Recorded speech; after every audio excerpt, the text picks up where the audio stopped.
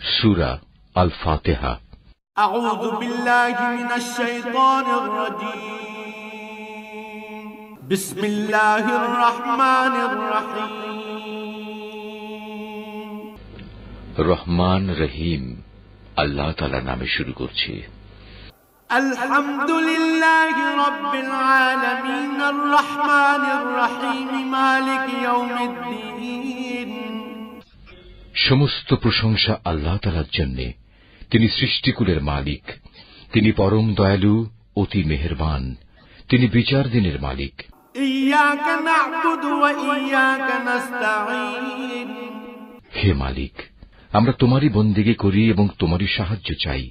ইহদিনাস সিরাতাল মুস্তাকিম সিরাতাল্লাযীনা আন'আমতা আলাইহিম গায়রিল মাগদুবি আলাইহিম ওয়ালাদ-দাল্লিন।